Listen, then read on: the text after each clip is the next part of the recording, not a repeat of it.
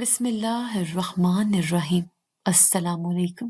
میں نے جیل میں کئی سال گزارے، مگر اس رات جو میں نے دیکھا وہ میری زندگی کا سب سے حیران کن لمحہ تھا۔ یہ سب ایک قیدی عورت فاطمہ بی بی سے شروع ہوا، ایک خاموش مگر عجیب سی کشش رکھنے والی عورت جو باقی قیدیوں سے الگ تھی۔ وہ زیادہ بات نہیں کرتی، بس اپنے بڑھتے ہوئے پیٹ پر ہاتھ پھیرتی اور ہلکی مسکراہٹ کے ساتھ کہتی، یہ میرا خوش قسمت بچہ ہے، یہ دنیا میں کچھ نیا لکھنے آیا ہے۔ میں نے کئی حاملہ عورتوں کو دیکھا تھا، مگر جو چیز مجھے بے چین کر رہی تھی وہ کچھ اور تھی۔ جیل میں کئی قید عورتیں سرگوشیاں کرتی تھیں کہ رات کے وقت جب سب سو جاتے، فاطمہ کے پیٹ سے قرآن کی تلاوت کی آواز آتی تھی۔ یہ کیسے ممکن ہے؟ میں نے پہلی بار جب یہ بات سنی تو مجھے لگا کہ یہ سب وہم ہوگا، مگر جیل کی کئی عورتیں اس بات کی گواہ تھیں۔ پھر ایک رات جب میں نے خود اپنی آنکھوں سے دیکھا تو میرے جسم میں سنسنی دوڑ گئی۔ رات کے آخری پہر جب میں روٹین چیک کے لیے قیدیوں کی وارڈ میں گئی تو میری نظریں خود بخود فاطمہ کی طرف اٹھ گئیں۔ وہ اپنی چادر میں لپٹی زمین پر بیٹھی تھی اور اس کے پیٹ سے مدھم مگر واضح قرآن کی تلاوت سنائی دے رہی، مردانہ آواز اتنی خوبصورت کہ دل کو سکون دے مگر دماغ کو بے یقینی میں ڈال دے۔ میرے قدم وہیں جم گئے۔ یہ کیسا بچہ تھا؟ کیا واقعی ماں کے پیٹ میں کوئی روحانی معجزہ تھا؟ اچانک فاطمہ نے آنکھیں کھولی اور مجھے سیدھا دیکھا۔ اس کی آنکھوں میں ایک عجیب روشنی تھی۔ وہ آہستہ سے بولی، یہ دنیا کے ہر قانون سے ماورا ہے، مگر تمہیں اس کی حفاظت کرنی ہوگی رمشا۔ میں نے چونک کر پیچھے دیکھا۔ یہ کیسے ممکن تھا؟ میں نے تو اس سے پہلے اس بارے میں کچھ نہیں پوچھا تھا۔ میرے دل میں خوف اور تجسس دونوں سر اٹھا رہے تھے، مگر ایک بات طے تھی، یہ کوئی عام کہانی نہیں تھی اور شاید میری زندگی ہمیشہ کے لیے بدلنے والی تھی۔ مجھے نہیں معلوم تھا کہ میری زندگی کا سب سے غیر معمولی لمحہ اتنی جلدی آنے والا تھا۔ جیل کی سخت سردی میں ایک رات اچانک شور اٹھا۔ فاطمہ بی بی کو درد ذہ شروع ہو چکا تھا۔ قیدیوں کے وارڈ میں ہلچل مچ گئی اور میں بھاگتی ہوئی ہسپتال وارڈ کی طرف گئی۔ فاطمہ پسینے میں بھیگی ہوئی تھی، مگر اس کے چہرے پر خوف یا تکلیف کی بجائے ایک عجیب سا سکون تھا، جیسے اسے معلوم تھا کہ جو ہونے جا رہا ہے وہ عام بات نہیں ہے۔ جیل کی ڈاکٹر اور نرس نے فوراً ڈلیوری کا انتظام کیا اور پھر جیسے بچہ پیدا ہوا، جیل میں کچھ ایسا ہوا جسے الفاظ میں بیان کرنا مشکل ہے۔ جیسے ہی نرس نے بچے کو فاطمہ کے گود میں رکھا، جیل میں بند سب قیدیوں کی زنجیریں خود بخود کھلنے لگی۔ کچھ عورتیں خوفزدہ چیخنے لگی، کچھ حیرت سے پتھر کی طرح ساکت کھڑی رہ گئی۔ دروازے جو ہمیشہ اندر سے لاک ہوتے تھے وہ خود بخود کھل گئے۔ ایسا لگ رہا تھا جیسے کسی نے ہوا میں کوئی جادو بکھیر دیا ہو۔ یہ کیا ہو رہا ہے؟ نرس کے ہاتھ کانپنے لگے۔ میں نے حیرت سے بچے کو دیکھا۔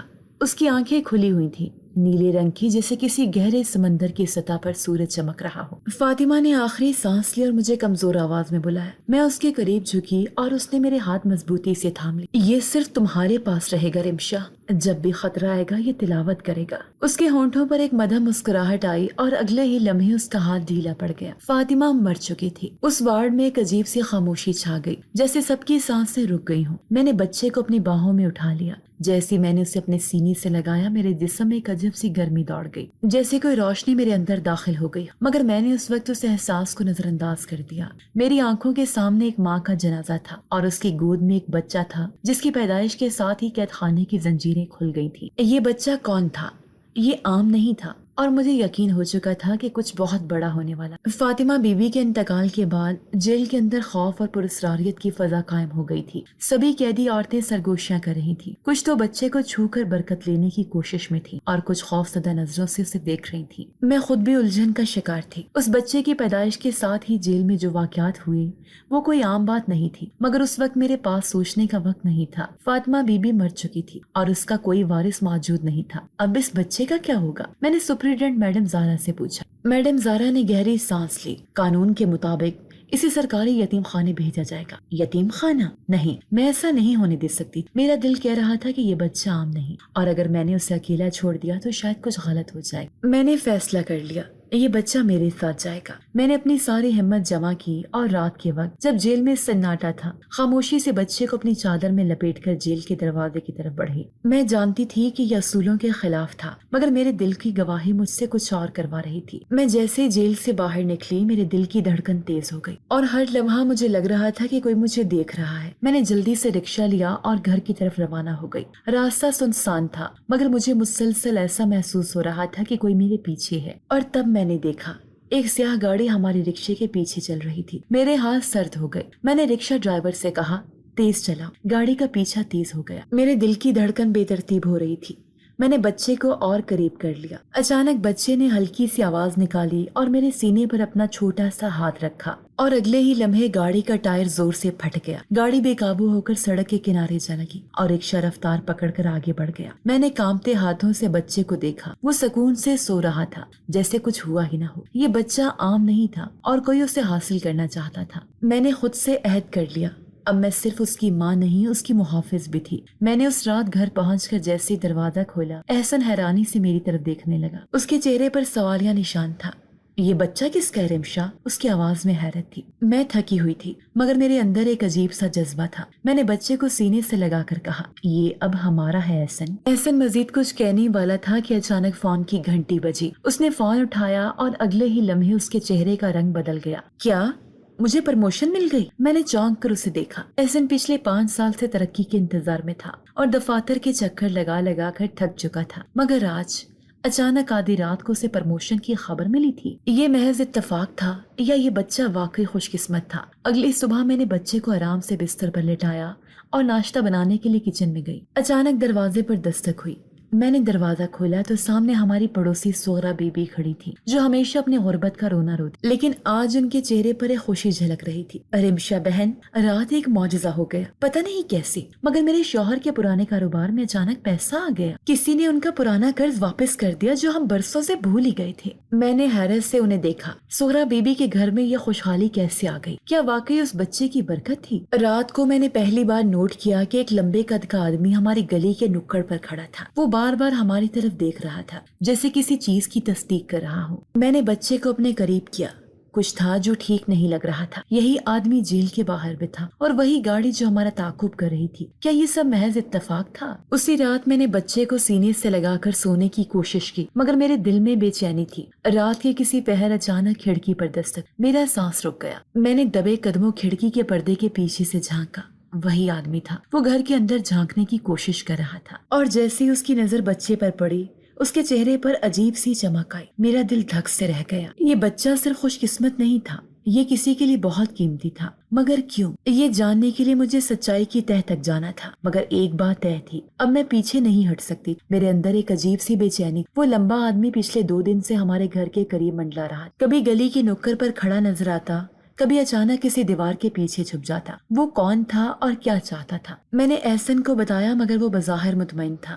رمشا، ہو سکتا ہے کہ کوئی راہگیر ہو، تم زیادہ پریشان مت ہو۔ مگر میں جانتی تھی کہ یہ اتفاق نہیں تھا۔ اس رات میں نے غیر معمولی احتیاط کے ساتھ دروازے اور کھڑکیاں لاک، بچے کو سینے سے لگایا اور اپنی آنکھیں بند کرنے کی کوشش کی، مگر نیند میری آنکھوں سے کوسوں دور۔ اور پھر کھڑکی پر ایک آہستہ مگر واضح دستک ہوئی۔ میرا دل زور سے دھڑکا۔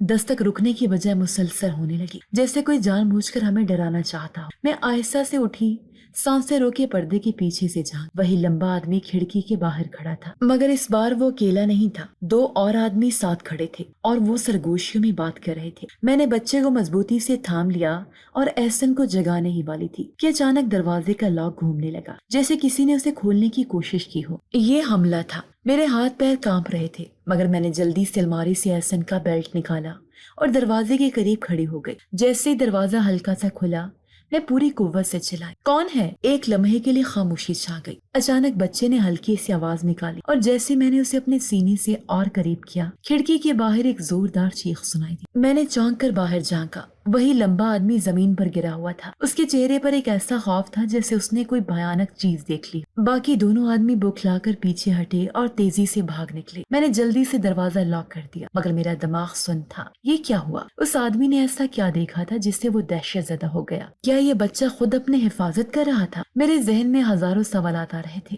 مگر ایک بات میں اب پوری طرح سمجھ چکی تھی، یہ صرف کوئی عام بچہ نہیں تھا اور اسے حاصل کرنے کے لیے لوگ کسی بھی حد تک جا سکتے تھے۔ مگر میں بھی اب پیچھے ہٹنے والی نہیں تھی۔ میں نے رات بڑی مشکل سے گزاری، دل تیزی سے دھڑک رہا تھا اور میرے کان ہر چھوٹی آہٹ پر کھڑے ہو جاتے تھے۔ میں جانتی تھی کہ وہ لوگ ایک بار ہار کر پیچھے ہٹ سکتے ہیں، مگر ہمیشہ کے لیے نہیں۔ صبح احسن کی جاگنے سے پہلے ہی میں نے بچے کو سینے سے لگایا اور جلدی سے دروازہ کھول کر باہر جھانکا۔ گلی سنسان تھی، مگر ایسا لگ رہا تھا جیسے کچھ دیر پہلے یہاں کوئی تھا۔ وہ پھر آئیں گے، میں جانتی تھی۔ احسن کا رد عمل۔ جب میں نے احسن کو رات کے واقعے کے بارے میں بتایا تو وہ سن کر حیران تو ہوا، مگر اب بھی مطمئن تھا۔ رمشا، تم شاید تھکی ہوئی ہو یا یہ سب محض اتفاق ہو سکتا ہے۔ اتفاق؟ میں نے تیزی سے اس کی طرف دیکھا. ایک ہی شخص جیل کے باہر تھا، پھر راستے میں ہمارا تعاقب کر رہا تھا اور اب ہمارے گھر میں گھسنے کی کوشش کر رہا ہے. کیا تمہیں لگتا ہے کہ یہ سب محض اتفاق ہو سکتا ہے؟ احسن کچھ لمحے خاموش رہا، پھر دھیرے سے بولا، اگر واقعی ایسا ہے تو ہمیں پولیس کو اطلاع دینی چاہیے. میں جانتی تھی کہ پولیس کچھ نہیں کر سکتی. یہ کوئی عام چوروں یا مجرموں کا معاملہ نہیں تھا. یہ بچہ کچھ خاص تھا اور کچھ لوگ اسے حاصل کرنا چاہتے تھے. اسی رات ہم نے خاص احتیاط کی. احسن نے ایک لوہے کا راڈ دروازے کے قریب رکھ دیا اور میں نے بچے کو اپنے سینے سے لگا کر سونے کی کوشش. مگر پھر وہ لمحہ آیا، رات کے کسی پہر جب مکمل سناٹا تھا. اچانک باہر سے کسی کے قدموں کی چاپ سنائی. دروازے پر دستک ہوئی، مگر اس بار وہ آہستہ نہیں بلکہ زور سے، جیسے کوئی اندر گھسنے کی کوشش کر رہا ہو. میں تیزی سے اٹھی اور احسن کو جھنجھوڑا. وہ ہڑبڑا کر اٹھا اور ہم دونوں دروازے کی طرف لپکے. کون ہے؟ احسن کی آواز میں سختی تھی. کوئی جواب نہیں آیا، مگر چند لمحوں بعد کھڑکی کے شیشے پر کسی کا سایہ نمودار ہوا. میں نے دروازے کی در سے جھانکا اور میرا خون سرد ہو گیا. وہی لمبا آدمی تھا، مگر اس بار وہ اکیلا نہیں تھا. اس کے ساتھ 4 اور آدمی تھے اور ان سب کی آنکھوں میں ایک عجیب چمک تھی، جیسے وہ کسی قیمت پر اندر آنا چاہتے. میرے ہاتھ پسینے سے بھیگ گئے اور میں نے بے اختیار بچے کو اور قریب کر لیا. اور تب ایک بار پھر معجزہ ہوا. جیسے میں نے بچے کو سینے سے لگایا، اچانک باہر زوردار آندھی چلنے لگی. دروازہ خود بخود ہلنے لگا اور باہر کھڑے لوگ چیخنے لگے. یہ کیا ہو رہا ہے؟ میں نے کانپتے ہوئے کھڑکی سے جھانکا. حملہ آور زمین پر گر گئے تھے. ان کے چہرے پر خوف کے سائے تھے اور وہ کسی اندیکھی چیز سے بچنے کے لیے پیچھے ہٹ رہے تھے. پھر ایک لمحے میں سب کچھ نارمل ہو گیا. ہوا رک گئی، سب کچھ خاموش ہو گیا اور وہ لوگ وہاں سے بھاگ کھڑے ہوئے. احسن کی آنکھوں میں خوف. جب سب کچھ پرسکون ہوا، احسن نے میری طرف دیکھا. اس کی آنکھوں میں پہلی بار خوف تھا. رمشا، یہ بچہ یہ عام نہیں ہے، میں نے آہستہ سے کہا. میں جانتی ہوں احسن، میں جانتی ہوں. اب اگلا قدم کیا تھا؟ میں نے فیصلہ کر لیا تھا. یہ لوگ کسی بھی طرح باز نہیں آئیں گے. مجھے اس بچے کی حقیقت جاننی تھی اور اس کے پیچھے چھپے راز کو کھولنا تھا. مگر میں کہاں جاؤں؟ کس سے مدد مانگوں؟ جو بھی ہو، میں جان چکی تھی کہ اب ہم زیادہ دیر تک یہاں محفوظ نہیں رہ سکتے. میں نے اس رات ایک فیصلہ کر لیا تھا. ہم اب زیادہ دیر یہاں نہیں رک سکتے تھے. ہم لوگ کون تھے؟ وہ بار بار اس بچے کے پیچھے کیوں آ رہے تھے؟ اور سب سے بڑی بات، یہ بچہ کون تھا؟ احسن نے میری بات سن کر سر ہلایا، مگر اس کی آنکھوں میں بے یقینی تھی. رمشا، ہمیں کسی ایسے شخص سے ملنا چاہیے جو اس سب کے بارے میں کچھ جانتا ہو. میرے ذہن میں فوراً ایک نام آیا، مولانا کریم الدین. مولانا کریم الدین ایک نیک دل اور ایک دانا بزرگ تھے جو ہمارے علاقے کی پرانی مسجد میں برسوں سے خدمات انجام دے رہے تھے. میں جانتی تھی کہ اگر کوئی ہمیں کوئی روشنی دکھا سکتا تھا تو وہ یہی تھے. اگلی صبح میں نے بچے کو اپنی چادر میں لپیٹا اور احسن کے ساتھ مسجد جا پہنچی. مولانا کریم الدین نے ہمیں غور سے دیکھا اور پھر بچے کو دیکھ کر ان کے چہرے کا رنگ بدل گیا. یہ بچہ عام نہیں ہے. ان کی آواز میں گہری سنجیدگی تھی. میرا دل دھک سے رہ گیا. آپ کو کیسے معلوم؟ میں نے گھبرا کر پوچھا. وہ گہری سانس لے کر بولی، میں اس بچے کو پہچانتا ہوں، مگر حیرانی کی بات یہ ہے کہ تم لوگوں کے پاس کیسے آیا؟ میں نے مختصراً فاطمہ بی بی اور جیل میں ہونے والے واقعات کا ذکر کیا، خاص طور پر بچے کی پیدائش کے وقت جیل میں ہونے والے معجزاتی واقعات اور ان حملہ آوروں کا ذکر جو بار بار ہمیں گھور رہے تھے. مولانا کریم الدین کچھ لمحے خاموش رہے، پھر آہستہ سے بولی، یہ کوئی عام بچہ نہیں، یہ ایک ولی اللہ کی نسل میں سے ہے. ولی اللہ کی نسل؟ میں اور احسن حیرانی سے ایک دوسرے کی طرف دیکھنے لگے. کیا مطلب؟ احسن نے لرزتی آواز میں پوچھا. مولانا نے بچے کی نیلی آنکھوں میں جھانک کر کہا، یہ ایک ایسی نسل سے ہے جو صدیوں سے چھپی ہوئی، ایک ایسی نسل جس کے افراد کا دل قرآن کی روشنی سے روشن ہوتا ہے. بعض خاص لوگوں کے سینے میں نورانی علم محفوظ ہوتا ہے اور وہ دنیا میں حق اور باطل کے فرق کو واضح کرنے کے لیے پیدا ہوتے ہیں. مجھے فوراً وہ لمحہ یاد آیا جب میں نے پہلی بار فاطمہ بی بی کے پیٹ سے تلاوت کی آواز سنی تھی. یہی وجہ ہے کہ کچھ لوگ اسے حاصل کرنا چاہتے ہیں. مولانا نے مزید کہا، وہ اسے اپنے مقاصد کے لیے استعمال کرنا چاہتے ہیں کیونکہ اس کی موجودگی جہاں بھی ہوگی وہاں برکت ہوگی. ہم مولانا صاحب سے مزید باتیں کر رہے تھے جب اچانک مسجد کے باہر ہلچل مچ گئی. کسی نے مولانا کے شاگرد کو دھکا دے کر اندر دھکیلا اور وہ گھبرا کر بولا، حضرت، باہر کچھ مشکوک آدمی کھڑے ہیں. وہ بار بار کہہ رہے ہیں کہ وہ اس عورت اور بچے سے ملنا چاہتے ہیں. میرے اندر خوف کی لہر دوڑ گئی. وہ ہمیں ڈھونڈتے ہوئے یہاں تک پہنچ چکے تھے. مولانا نے سنجیدگی سے کہا، تم دونوں فوراً یہاں سے نکل جاؤ. اور لوگوں سے بچنا ضروری ہے. میں انہیں روکنے کی کوشش کرتا ہوں.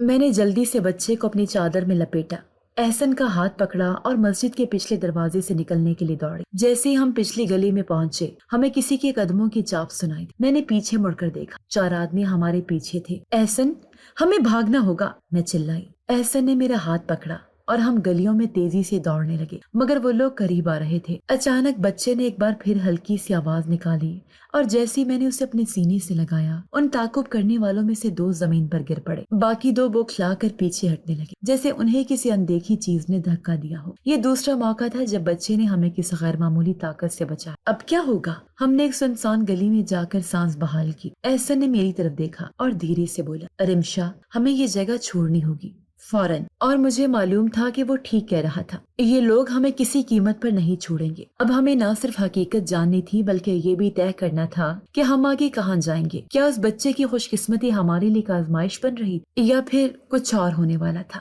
ہم مسجد سے نکل کر سنسان گلیوں میں بھاگ رہے تھے۔ احسن بار بار پیچھے مڑ کر دیکھ رہا تھا کہ کہیں وہ لوگ پھر سے ہمارا تعاقب نہ کر رہے ہوں، اور میں بچے کو مضبوطی سے سینے سے لگائے ہوئے تھی۔ میرے دل میں ایک ہی سوال تھا، ہم کہاں جائیں؟ احسن نے اچانک میرا ہاتھ کھینچا اور ہم ایک پرانی ویران عمارت کے پیچھے چھپ گئے۔ ہماری سانسیں بے ترتیب تھی، دل دھڑک رہا تھا، مگر سب سے حیران کن بات یہ تھی کہ جیسے میں نے بچے کو سینے سے لگایا تھا ہمارے تعاقب کرنے والے رک گئے، جیسے کسی اندیکھی دیوار سے ٹکرا گئے ہوں۔ یہ دوسرا موقع تھا جب بچے ہمیں کسی ناقابل یقین طریقے سے بچا چکا تھا۔ ہم تھوڑی دیر وہیں بیٹھے رہے جب اچانک ایک پرانی دکان کا دروازہ کھلا اور ایک بزرگ شخص باہر نکلے۔ وہ ہمیں دیکھ کر چونک گئے۔ بیٹی تم کون ہو اور اتنی گھبرائی ہوئی کیوں لگ رہی ہو؟ میں نے کچھ دیر کے لیے ہچکچاہٹ محسوس کی مگر پھر بزرگ کی شفقت بھری آنکھیں دیکھ کر سب کچھ بتا دی۔ فاطمہ بی بی، جیل میں پیش آنے والے واقعات، وہ لمبا آدمی، حملے اور یہ پراسرار تعاقب۔ بزرگ نے سنجیدگی سے ہمیں سنا، پھر آہستہ سے آگے بڑھے اور میرے ہاتھ میں لپٹے ہوئے بچے کو غور سے دیکھا۔ جیسے ہی ان کی نظر بچے پر پڑی وہ ایک دم پیچھے ہٹ گئے۔ یا اللہ، یہ بچہ! ان کے لبوں پر حیرانی کے الفاظ تھے۔ میں نے جلدی سے پوچھا، بابا جی آپ کو اس کے بارے میں کچھ معلوم ہے؟ وہ گہری سانس لے کر بولے، یہ بچہ کوئی عام بچہ نہیں، تمہیں معلوم ہے کہ جہاں بھی یہ جاتا ہے وہاں برکت پھیل جاتی ہے۔ میں نے حیرانی سے سر ہلایا۔ بابا جی بولے، یہ وہ بچہ ہے جس کے سینے میں قرآن کا نور رکھا گیا ہے۔ اس کی پیدائش عام انسانوں کی طرح نہیں ہوئی بلکہ یہ کسی خاص مقصد کے لیے دنیا میں آیا ہے۔ اسی لمحے پاس سے گزرنے والے ایک دکاندار کی چیخ سنائی دی۔ ہم سب نے فوراً اس طرف دیکھا۔ وہ زمین پر گرا ہوا تھا اور اس کے قریب کھڑے لوگ گھبرا کر شور مچا رہے تھے۔ اسے دل کا دورہ پڑا ہے، کسی نے چلا کر کہا۔ بابا جی فوراً اس کی طرف بڑھے مگر وہ بے ہوش ہو چکا تھا۔ دکاندار کے رشتے دار اسے پکڑ کر ہسپتال لے جانے کی کوشش کر رہے تھے مگر میں نے بچے کو غیر ارادی طور پر اس آدمی کے قریب کیا اور جیسے ہی بچے کی چھوٹی سی انگلی اس کے ہاتھ پر پڑی وہ شخص ایک جھٹکے سے آنکھیں کھول کر سانسیں لینے لگا۔ پاس کھڑے لوگ حیران رہ گئے۔ یہ کیسے ہوا؟ دکاندار نے خود بھی حیرانی سے اپنے سینے پر ہاتھ رکھا۔ بابا جی نے میری طرف دیکھا۔ بیٹی یہ تمہارے ساتھ کوئی عام آزمائش نہیں ہے، یہ بچہ خوش قسمت نہیں بلکہ ایک نشان ہے، ایک مقدس نشانی۔ ہم ابھی اس انکشاف کے اثر میں تھے کہ اچانک سڑک کے دوسری طرف مجھے وہی لمبا آدمی نظر آیا۔ اس بار وہ ہمیں سیدھا گھور رہا تھا اور اس کے ساتھ 2 اور لوگ تھے۔ میرے اندر خوف کی لہر دوڑ گئی۔ یہ لوگ ابھی تک ہمارے پیچھے تھے، وہ کسی بھی قیمت پر اس بچے کو حاصل کرنا چاہتے تھے۔ اب کیا ہوگا؟ بابا جی نے جلدی سے کہا، تم لوگ فوراً یہاں سے نکل جاؤ اور یاد رکھنا یہ بچہ تمہارے ساتھ رہے تو ہی محفوظ رہے گا۔ میں نے احسن کی طرف دیکھا، وہ سمجھ گیا تھا کہ اب وقت ضائع کرنا خطرناک ہوگا۔ ہم فوراً وہاں سے نکلے مگر میرے دل میں کئی سوالات تھے۔ اگر یہ بچہ واقعی ایک مقدس نشانی تھا تو یہ کس کے لیے آیا تھا اور کون لوگ اسے چھیننا چاہتے تھے؟ یہ سوالات میرے ذہن میں گردش کر رہے تھے مگر ایک چیز اب واضح ہو چکی تھی، ہماری آزمائش ابھی ختم نہیں ہوئی تھی بلکہ یہ تو صرف شروعات تھی۔ ہم جلدی قدم بڑھاتے ہوئے گلی سے نکلے مگر میرا دل ابھی تک زور زور سے دھڑک رہا تھا۔ میں نے پیچھے مڑ کر دیکھا، وہی لمبا آدمی اور اس کے ساتھی اب بھی ہمارا پیچھا کر رہے۔ ان کے چہرے پر ایسا تاثر تھا جیسے وہ ہمیں کسی بھی قیمت پر روکنا چاہتے ہوں۔ احسن نے میرا ہاتھ مضبوطی سے پکڑ لیا۔ رمشا ہمیں کسی محفوظ جگہ جانا ہوگا۔ میں نے بچے کو اپنی چادر میں مزید چھپا لیا اور تیز قدموں سے آگے بڑھ گئی۔ میرے دل میں ایک بے چینی تھی، یہ لوگ کون تھے اور اگر یہ واقعی جانتی تھی کہ یہ بچہ خاص ہے تو انہیں اس کی ضرورت کیوں تھی؟ ہم شہر کی مصروف سڑک پر پہنچے جہاں کچھ دیر کے لیے خود کو محفوظ محسوس کیا۔ میں اور احسن ایک چائے کے ہوٹل میں بیٹھ گئے تاکہ کچھ دیر کے لیے سکون لے سکیں مگر وہاں بیٹھتے ہی ایک اور حیران کن واقعہ پیش آیا۔ ایک نفیس لباس میں ملبوس شخص جو دیکھنے میں کسی بڑے آدمی کا کرندہ لگ رہا تھا ہمارے قریب آیا۔ اس کے ہاتھ میں ایک مہنگی گھڑی چمک رہی تھی اور اس کے چہرے پر زبردستی کی مسکراہٹ تھی۔ محترمہ آپ کے پاس جو بچہ ہے وہ ہمارے صاحب کو چاہیے۔ میرا دل دہل گیا۔ کیا میں نے بے اختیار بچے کو اپنے سینے سے لگایا۔ وہ شخص آرام سے بولا، ہمارے صاحب ایک بڑی شخصیت ہیں، وہ اس بچے کے بارے میں سب جان چکے ہیں اور وہ اسے لے جانا چاہتے ہیں۔ آپ کو اس کے بدلے میں جو چاہے دیا جا سکتا ہے، پیسہ، گھر، گاڑی، آپ کے سارے مسئلے ختم ہو سکتے ہیں۔ مجھے اپنے کانوں پر یقین نہیں آیا۔ احسن کا چہرہ سرخ ہو گیا اور وہ غصے سے بولا، یہ بچہ کوئی سودا کرنے کی چیز نہیں ہے۔ اس آدمی کی مسکراہٹ غائب ہو گئی۔ وہ سیدھا میری طرف دیکھ کر بولا، سوچ لیں بی بی، اگر آپ خوشی سے نہیں دیں گی تو پھر طریقہ سخت ہو سکتا ہے۔ یہ کہہ کر وہ آدمی پلٹ کر چلا گیا، مگر اس کے الفاظ میرے کانوں میں گونج رہے تھے۔ اب کیا ہوگا؟ احسن نے گھبرا کر کہا، رمشا، ہمیں فوراً یہ شہر چھوڑ دینا چاہیے۔ میں جانتی تھی کہ وہ ٹھیک کہہ رہا تھا، مگر سوال یہ تھا ہم کہاں جائیں، اور اگر ہم چلے بھی گئے تو کیا یہ لوگ ہمیں ڈھونڈ نہیں نکالیں گے؟ یہ ایک نئی سازش کا آغاز تھا اور خطرہ پہلے سے کہیں زیادہ بڑھ چکا تھا۔ احسن کی بات سن کر میں الجھن میں پڑ گئی۔ کیا واقعی ہمیں یہ شہر چھوڑ دینا چاہیے؟ کیا بھاگ جانا ہی واحد حل تھا؟ مگر ایک بات طے تھی، یہ لوگ اب پیچھے نہیں ہٹیں گے۔ میں نے بچے کو غور سے دیکھا۔ وہ معصوم سا میرے بازو میں لپٹا ہوا تھا، جیسے دنیا کے خطرات سے بے خبر، مگر حقیقت یہ تھی کہ یہ بچہ کسی عام تقدیر کا حصہ نہیں تھا اور ہماری زندگیاں پہلے جیسی نہیں رہ سکتی تھی۔ ہم نے جلدی سے اپنا سامان اکٹھا کیا اور بس اسٹیشن کی طرف روانہ ہو گئے، مگر راستے میں میری نظر ایک بار پھر سیاہ گاڑی پر پڑی۔ یہ وہی گاڑی تھی جس نے پہلے بھی ہمارا تعاقب کیا تھا۔ احسن نے بھی دیکھ لیا اور سرگوشی میں بولا، وہ لوگ ہمیں دیکھ رہے ہیں رمشا، ہمیں دھیان سے چلنا ہوگا۔ میں نے سر ہلایا اور بچے کو چادر میں مزید چھپایا۔ ہم تیز قدموں سے اسٹیشن کی طرف بڑھنے لگے، مگر جیسے جیسے ہم آگے بڑھ رہے تھے وہ گاڑی بھی آہستہ آہستہ ہمارے برابر چلنے لگی۔ یہ لوگ ہمیں کہیں جانے نہیں دینا چاہتے۔ ہم نے جیسے تیسے اسٹیشن پہنچ کر ایک ٹکٹ خریدا اور بس کے انتظار میں کھڑے ہو گئے، مگر اسی وقت مجھے کسی کی نظروں کی تپش محسوس ہوئی۔ میں نے نظر گھمائی، وہی لمبا آدمی وہ اسٹیشن کی دوسری طرف کھڑا تھا اور اس کے چہرے پر ایک پراسرار مسکراہٹ تھی، جیسے اسے یقین ہو کہ ہم بھاگ نہیں سکتے۔ میں نے اپنے ارد گرد دیکھا اور میرا دل دہل گیا۔ یہاں کئی لوگ تھے مگر کچھ چہرے مشکوک لگ رہے تھے۔ یہ وہی لوگ تھے جو ہمیں پہلے بھی دیکھ چکے تھے۔ وہ مختلف سمتوں میں کھڑے تھے، جیسے ہمیں گھیر رہے ہوں۔ اب کیا ہوگا؟ احسن نے میرے ہاتھ پر زور سے گرفت مضبوط کی۔ رمشا، یہ لوگ کسی بھی وقت حملہ کر سکتے ہیں، ہمیں کچھ کرنا ہوگا، ہم پھنس چکے ہیں۔ یہ لوگ ہر طرف تھے اور اگر ہم نے کوئی غلطی کی تو یہ بچہ ہم سے چھن سکتا ہے، مگر میں ایسا کبھی نہیں ہونے دوں گی۔ بس اسٹیشن کی فضا عام تھی، لوگ آ جا رہے تھے، کچھ بے فکری سے چائے پی رہے تھے تو کچھ اپنی گاڑیوں کا انتظار کر رہے تھے، مگر میرے لیے یہ جگہ اب ایک میدان جنگ بن چکی۔ ہم چاروں طرف سے گھر چکے تھے۔ وہ لمبا آدمی اور اس کے ساتھی خاموشی سے کھڑے تھے، جیسے ایک شکاری اپنے شکار پر نظر رکھے ہوتے ہیں۔ ان کے چہروں پر اطمینان تھا، جیسے انہیں یقین تھا کہ ہم کہیں نہیں جا سکتے۔ احسن نے میرا ہاتھ مضبوطی سے پکڑ رکھا تھا، مگر میں جانتی تھی کہ وہ بھی گھبراہٹ میں تھا۔ اسی لمحے ایک شخص ہماری طرف آیا۔ وہ عام سے کپڑوں میں تھا اور اس کے ہاتھ میں ایک بس کا ٹکٹ تھا۔ بہن، آپ کہیں جا رہی ہیں؟ اس کی آواز میں نرمی تھی۔ میں ہچکچائی، مگر اس کی آنکھوں میں سچائی نظر آئی۔ میں نے آہستہ سے سر ہلایا۔ وہ لوگ تمہارے پیچھے ہیں نا؟ اس نے سرگوشی کی۔ میرا دل زور سے دھڑکا۔ تم کون ہو؟ فی الحال یہ مت پوچھو، بس مجھ پر بھروسہ کرو۔ اگر تم یہاں رکی رہی تو وہ تمہیں نہیں چھوڑیں گی۔ میری بس 5 منٹ میں جا رہی ہے، میں تمہیں پیچھے کے راستے لے جا سکتا ہوں۔ احسن نے شک بھری نظروں سے اسے دیکھا، مگر ہمارے پاس زیادہ وقت نہیں تھا۔ میں نے جلدی سے فیصلہ کیا، ٹھیک ہے، ہمیں یہاں سے نکالو۔ میں نے بچے کو سینے سے لگا لیا۔ ہم اس اجنبی کے پیچھے پیچھے بس اسٹیشن کے ایک سنسان کونے میں چلے گئے، جہاں ایک پرانی بس کھڑی تھی۔ وہ بولا، یہ بس گاؤں کی طرف جا رہی ہے، وہ لوگ کبھی نہیں سوچیں گے کہ تم شہر چھوڑ کر گاؤں جا رہی۔ احسن نے جلدی سے بس میں چڑھنے کا اشارہ کیا اور میں نے آخری بار پیچھے دیکھا۔ وہ لمبا آدمی اب بھی اسٹیشن کی دوسری طرف کھڑا تھا، مگر وہ ہمیں دیکھ نہیں پا رہا تھا۔ ہم کامیاب ہو چکے تھے۔ بس چلنے لگی اور میں نے پہلی بار سکون کا سانس لیا۔ میں نے بچے کے ننھے ہاتھ چوم۔ ہم بچ گئے، میں نے احسن سے کہا، مگر ہم غلط تھے۔ بس 10 منٹ چل چکی تھی اور میں نے سوچا کہ شاید اب ہم محفوظ ہیں، مگر اچانک بس کے اگلے حصے سے ایک جانا پہچانا چہرہ اٹھا، وہی لمبا آدمی۔ وہ بس میں پہلے سے موجود تھا، ہمیں دھوکہ دیا گیا تھا۔ اس کی نظریں سیدھی مجھ پر تھی۔ جیسے ہماری آنکھیں ملی، اس کے ہونٹوں پر پراسرار مسکراہٹ آئی، جیسے وہ جانتا تھا کہ ہم جال میں پھنس چکے ہیں۔ احسن نے بھی اسے دیکھ لیا اور آہستہ سا میرا ہاتھ دبا کر سرگوشی کی۔ رمشا، یہ تو پہلے یہاں موجود تھا۔ میں نے جلدی سے بچے کو اپنی چادر میں لپیٹ لیا اور اپنی نظریں نیچے کر لی، مگر مجھے احساس ہو گیا تھا کہ اب ہمارا بچنا مشکل ہے۔ بس سنسان سڑک پر دوڑ رہی تھی، میرے دل کی دھڑکن تیز ہو رہی تھی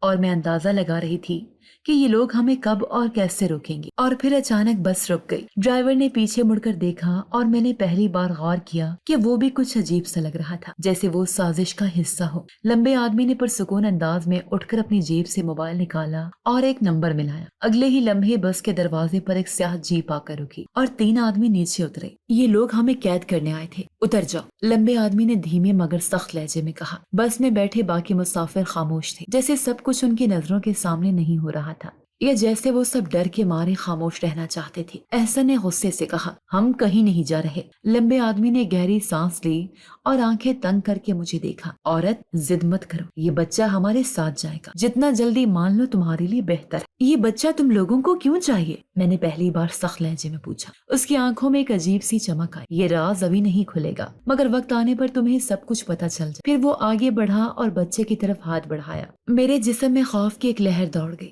میں نے بچے کو اور قریب کر لیا، مگر جیسے اس آدمی کا ہاتھ میرے قریب آیا، بچہ ایک دم جاگ گیا اور ایک حیران کن واقعہ پیش آیا۔ ہوا ایک دم تیز چلنے لگی، جیسے کوئی طوفان آنے والا۔ لمبے آدمی نے گھبرا کر ہاتھ پیچھے کھینچ لیا اور اس کے ساتھی بھی ایک لمحے کے لیے پیچھے ہٹ گئے۔ بس کے اندر ایک عجیب سی روشنی پھیلی اور میرے کانوں میں مدھم سے تلاوت کی آواز آنے لگی۔ یہ بچہ خود اپنے حفاظت کر رہا تھا۔ اسی لمحے باہر سے کسی نے بلند آواز میں کہا، خبردار، پیچھے ہٹ جاؤ۔ میں نے چونک کر دیکھا۔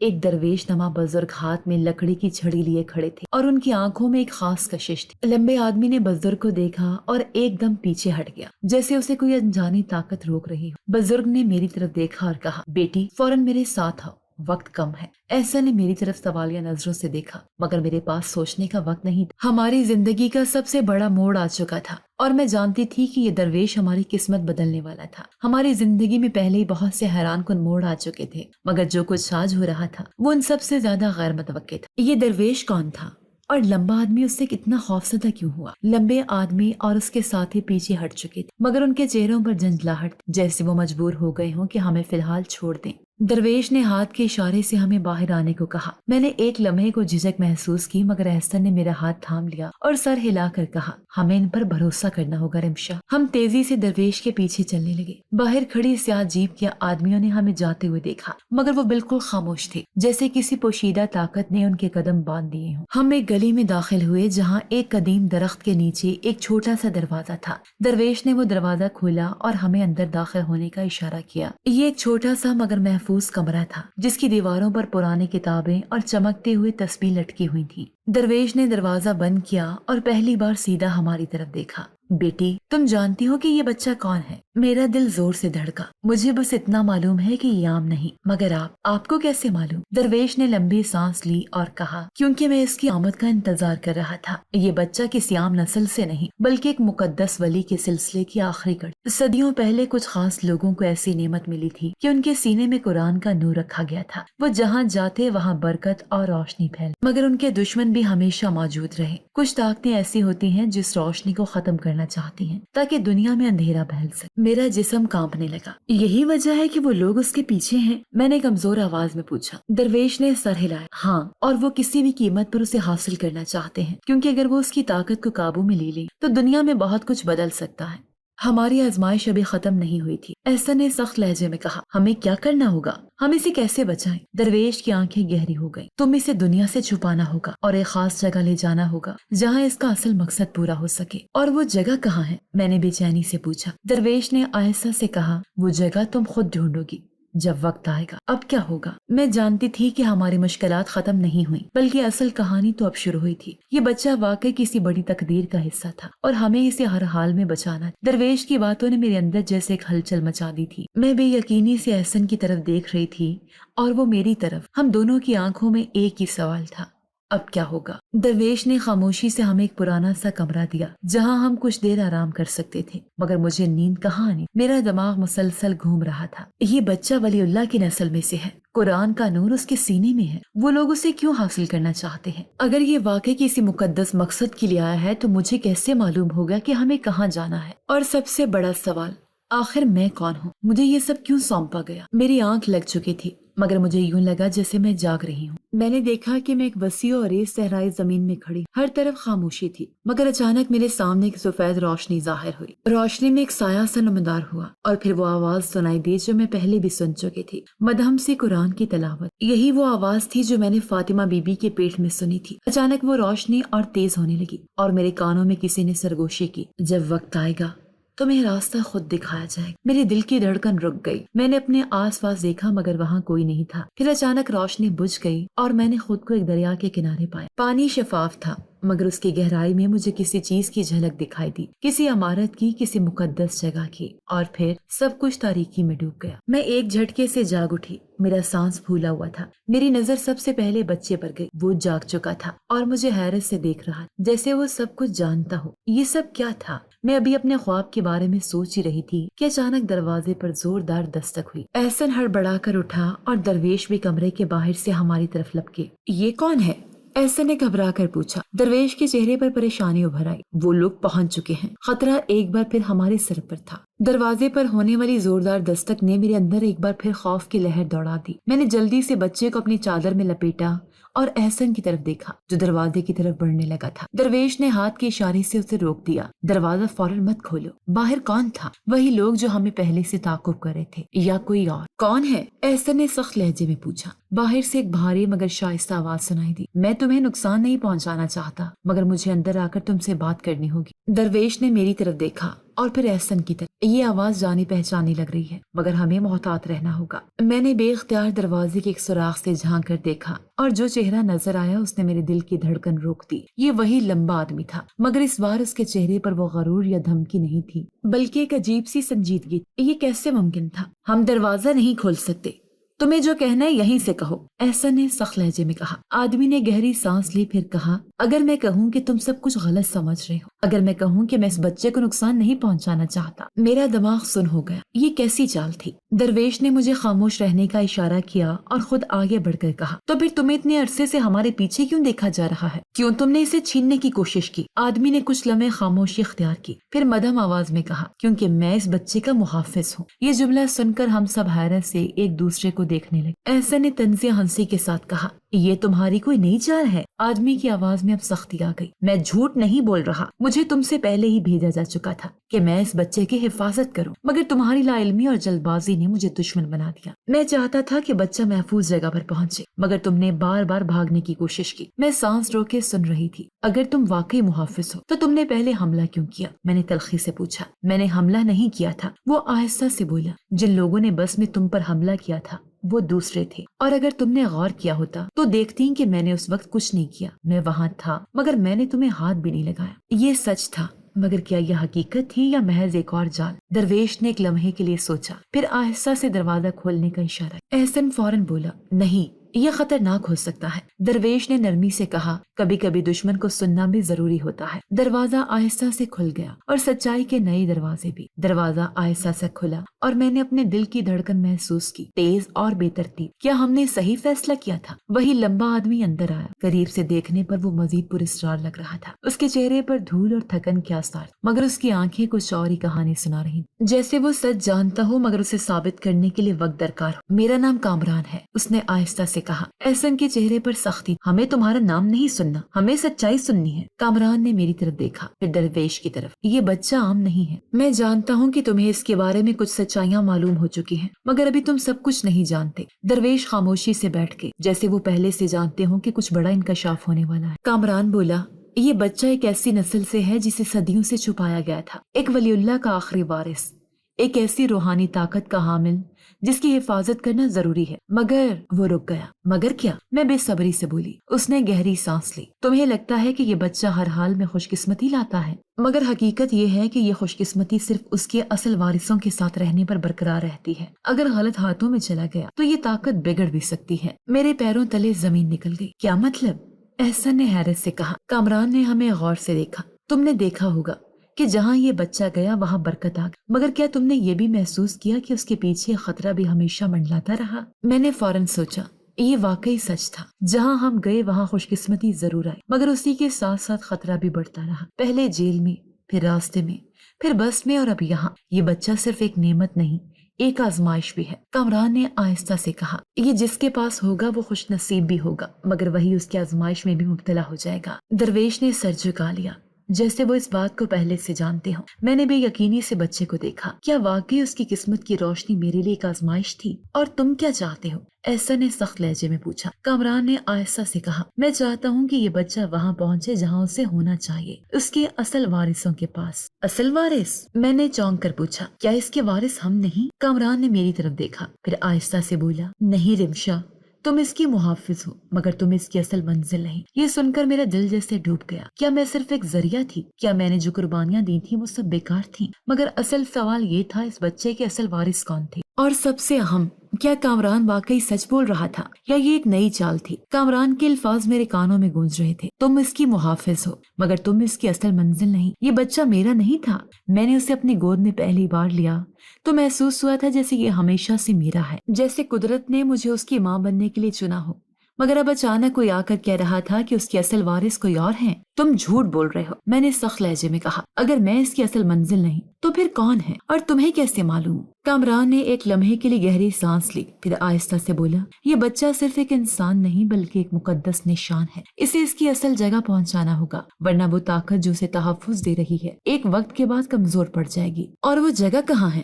ایسا نے تلخ لہجے میں پوچھا۔ کامران نے میری آنکھوں میں جھانکا اور کہا، وہی جگہ جو رمشا نے خواب میں دیکھی، میرے خواب کی حقیقت۔ میرا دل زور سے دھڑکا۔ کیا کامران میرے خواب کے بارے میں جانتا تھا؟ میں نے تو کسی کو کچھ نہیں بتایا تھا۔ یہ کیسے ممکن ہے؟ میں نے بے یقینی سے سر جھٹکا۔ درویش نے پہلی بار خاموشی توڑی۔ کچھ خواب صرف خواب نہیں ہوتے بلکہ نشان ہوتے ہیں جو راستہ دکھاتے ہیں۔ اگر تمہیں خواب میں کوئی جگہ نظر آئی تھی تو وہی جگہ تمہاری منزل ہے۔ میں نے وہ خواب یاد کرنے کی کوشش کی، وہ دریا، وہ مقدس عمارت جو پانی کے اندر چھپی ہوئی تھی، لیکن میں نے اس جگہ کو حقیقت میں کبھی نہیں دیکھا۔ میں نے الجھن سے کہا۔ کامران نے ہلکی سی مسکراہٹ کے ساتھ کہا، مگر وہ جگہ تمہیں خود ڈھونڈنی ہوگی۔ اب ہمارے پاس دو راستے تھے، ہم تینوں ایک دوسرے کو دیکھ رہے تھے۔ احسن کے چہرے پر بے یقینی تھی، درویش کی آنکھوں میں خاموشی، اور میرے اندر ایک عجیب سی کشمکش چل رہی تھی۔ کیا میں اس آدمی پر بھروسہ کر سکتی تھی؟ اور اگر ہم تم پر بھروسہ نہ کریں؟ احسن نے تیز لہجے میں پوچھا۔ کامران نے کندھے اچکا، تب تم اپنی قسمت آزماؤ گے، مگر جان لو جتنی دیر کرو گی خطرہ اتنا قریب آتا جائے گا۔ یہ جملہ سن کر میرے اندر خوف کی لہر دوڑ گئی۔ ہمیں جلد فیصلہ کرنا تھا، لیکن کیا میں اپنے دل کی آواز سننے کو تیار تھی؟ ہماری آزمائش کا اختتام قریب تھا،